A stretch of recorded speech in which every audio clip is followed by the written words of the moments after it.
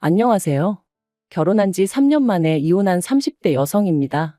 이혼한 지는 이제 막 반년이 넘었고요.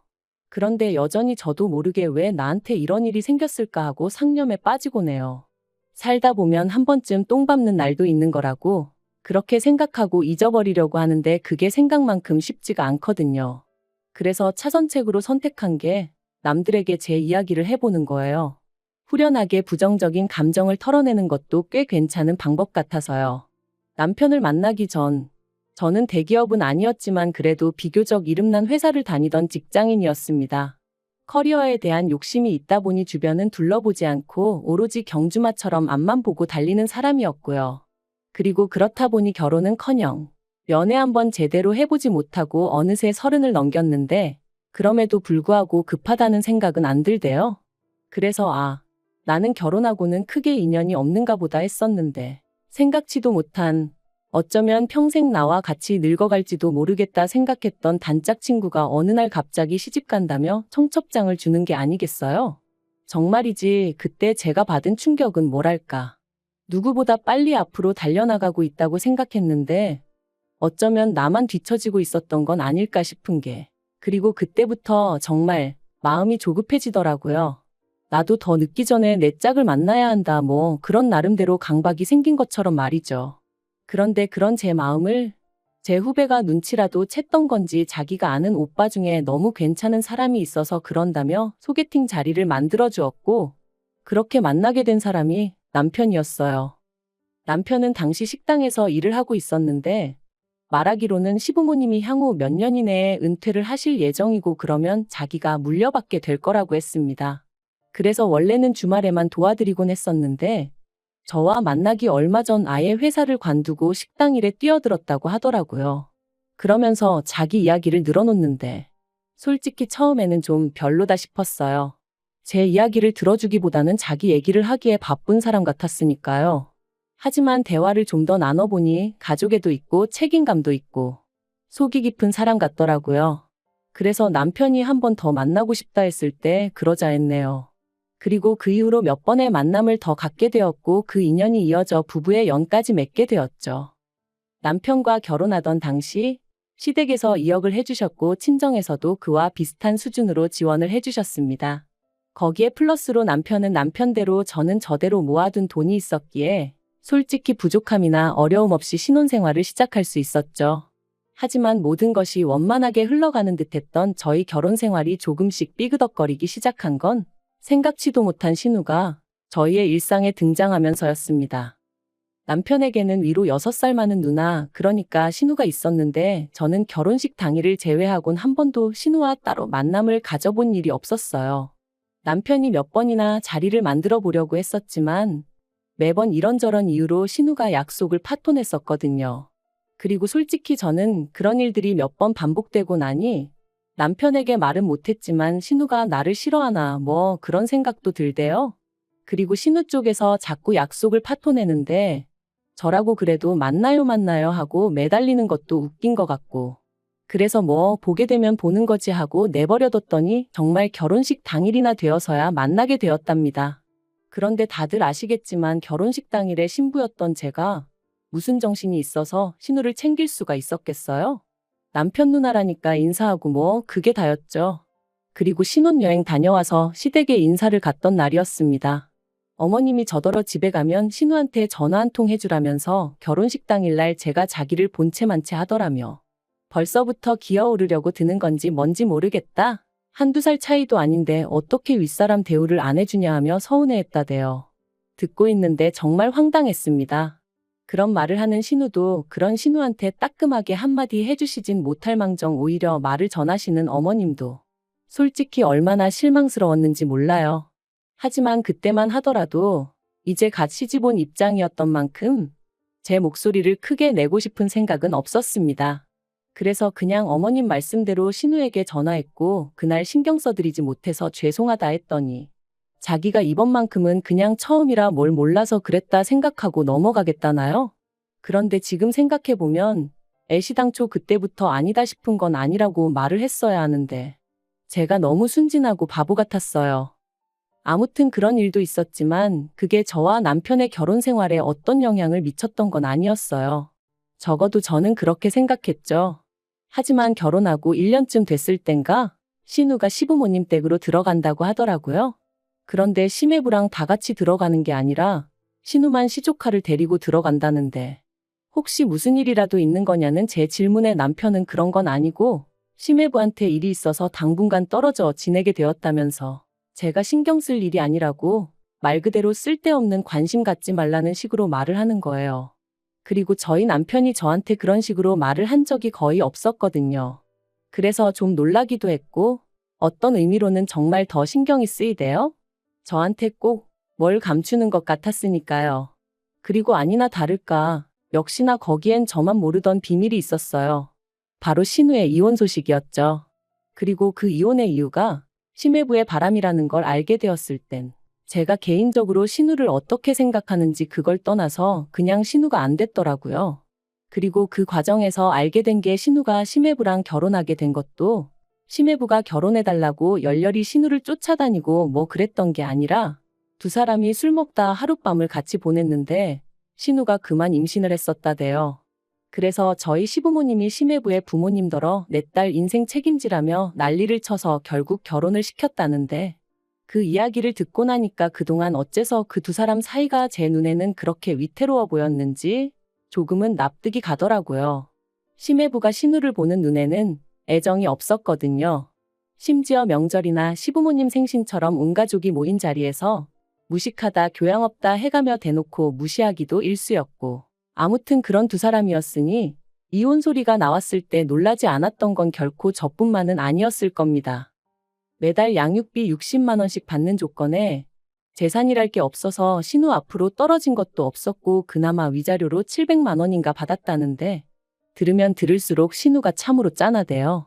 그리고 상황이 그랬으니 시부모님께서 신우더러 시조카를 데리고 집으로 들어오라 하신 거였고요. 그런데 솔직히 여기까지야. 시부모님이 당신들 딸 챙기겠다는데 제가 무슨 말을 할 수 있었겠어요? 저희 친정부모님이라도 그러셨을 테고요. 하지만 제가 이해할 수 없는 건 남편이 보여준 태도였어요. 남편이 도대체 어디서 뭘 듣고 왔는지 자기가 심해부의 역할 그러니까 시조카 아빠 역할을 자처하기 시작했거든요. 남편은 일주일에 6일을 식당에서 일했고 저는 다른 직장인들과 마찬가지로 평일에 일하고 주말에 쉬는 스케줄이었다 보니 저희가 같이 쉬는 날은 일요일 하루가 전부였어요. 그래서 일요일이면 저희는 늘 어디로든 떠났습니다.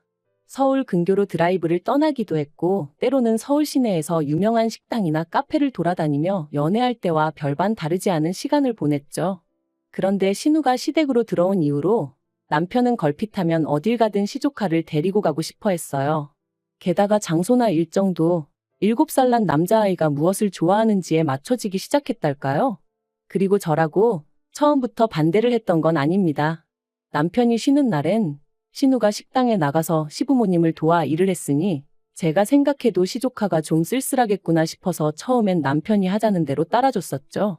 그런데 그렇게 한두 달 시간이 흐르고 나니까 일단 쉬는 날이 쉬는 날처럼 느껴지지가 않았고 이러다 우리 둘만의 시간은 언제 가질 수 있을까 싶은 게 남편에게 점점 서운한 마음이 들더라고요. 또 한편으론 어린애를 상대로 이런 생각을 하는 제 자신이 한심해서 스스로에게 짜증도 많이 났죠.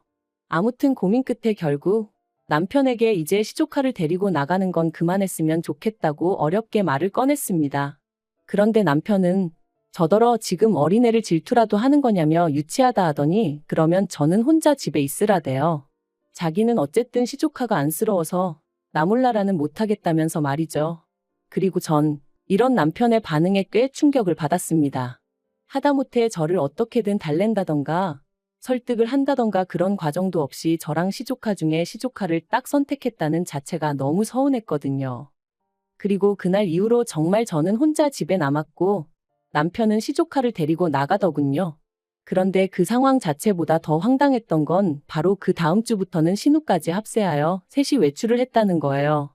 사실 신우가 일을 하니까 시조카 혼자 있게 하기가 뭐해서 남편이 데리고 다녀도 뭐라고 안 했던 건데 남편이랑 시조카 그리고 신우까지 누가 보면 셋이서 한 가족인 줄 알게끔 그렇게 주말마다 나가니 어처구니가 없더라고요.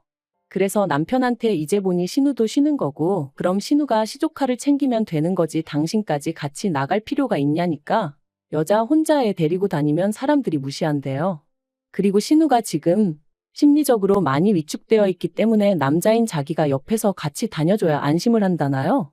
정말이지 듣는데 기도 안 차더라고요. 제가 남편더러 말도 안 되는 소리 좀 하지 말라고 했어요. 삼촌으로서 조카 챙겨주고 동생으로서 누나 챙겨주고 그러고 싶은 마음은 알겠지만 남편 역할부터나 제발 좀 똑바로 하란 말과 함께요. 그런데 이 이야기가 어머님 귀에 들어갔고 저는 정말 말 그대로 호되게 욕을 먹었습니다. 어머님께서 저더러 왜 이렇게 신보가 못돼 먹었냐면서 남매 사이를 갈라놓으려고 하는 거냐며 정말 실망이라셨거든요. 그래서 제가 어머님한테 제 입장도 이해를 좀 해달라고 하소연을 했습니다. 남편이 식당일 마무리하고 집에 오면 11시고 그럼 저희는 1시간도 채 같이 보내지 못한다. 그러다 만나는 게 일요일인데 언젠가부터 신우랑 시조카까지 남편이 챙긴다고더니 정작 부부로서 저희가 같이 함께 보낼 시간이 없다. 어머님도 여자고 아내이시면서 이런 제 마음은 왜 이해를 못 해주시냐. 그리고 저는 솔직히 제가 이렇게까지 이야기를 하면 어머님이 미안하다. 내가 미처 거기까진 생각을 못했다. 내가 네 신우고 네 남편이고 알아듣게 잘 이야기해보겠다 뭐 이런 식으로 나와주실 줄 알았어요. 그런데 제가 드라마를 너무 많이 봤던 걸까요? 아니면 이상과 현실을 구분 못하는 바보 천치였던 걸까요? 어머님이 보여주신 반응은 제 예상과는 완전히 달랐습니다. 저더러 나는 여자고 아내고 그런 건 모르겠고 내 새끼들이 가깝게 지내는 게 좋다. 누구건 간에 내 딸한테 상처 주는 꼴 이제는 못 본다. 그게 내 며느리라고 해도 나는 용서 못한다. 도무지 대화가 통하지 않는다는 게 이런 거구나 싶었어요. 그래서 어머님 뜻 잘 알겠다고 그러고 집으로 돌아왔습니다. 집에 돌아와 곰곰이 생각을 해봤는데 도무지 감당을 못하겠더군요. 막말로 신우가 재혼을 하지 않는 한 언제까지라도 이런 생활이 이어질 것만 같았고 그럼 도대체 우리 애는 언제 갔지? 그런 생각도 들고 설령 제가 애를 낳는다고 한들 우리 애가 시조카한테 치이지 말란 법이 있나 싶기도 하고 생각할수록 말 그대로 머리가 터질 것처럼 아팠어요. 그리고 그렇게 며칠 동안 어디다 말도 못하고 혼자 끙끙 앓다가 결국 남편에게 헤어지자 했습니다.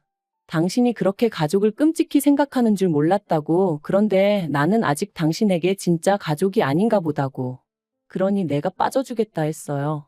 그런데 남편이 그제서야 자기가 평생 신우나 시조카 뒷바라지를 하겠다는 것도 아닌데 왜 이렇게 예민하게 반응하냐며 신우가 불쌍하지도 않냐? 조금만 참아라 그러더라고요. 죽어도 서운했냐? 미안하다 그런 말은 안 하고. 그래서 그냥 아니라고 원 없이 챙겨주라 했어요.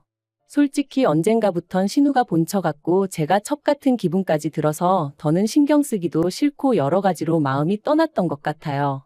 그런데 남편은 마지막까지도 네가 이런 식으로 나오면 우리 누나가 얼마나 불편하겠냐. 가뜩이나 힘든 사람 더 힘들게 해야겠냐.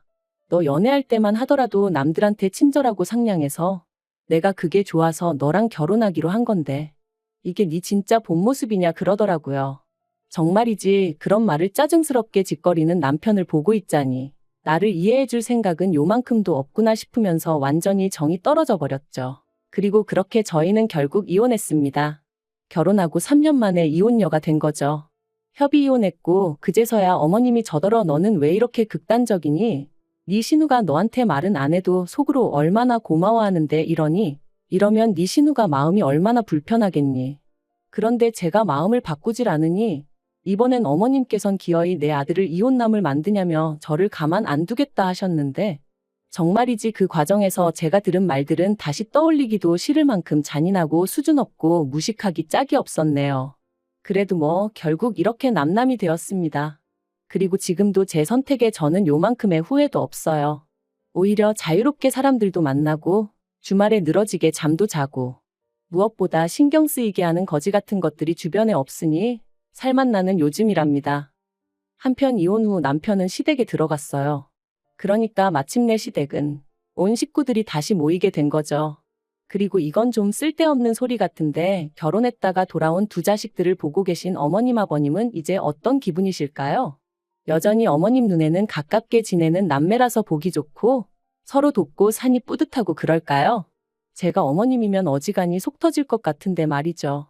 뭐 아무튼 저와 같은 피해자가 생기지 않도록 두 남매가 오손도손 알콩달콩 평생 서로 의지해가며 살아가길 기도해줘야겠어요.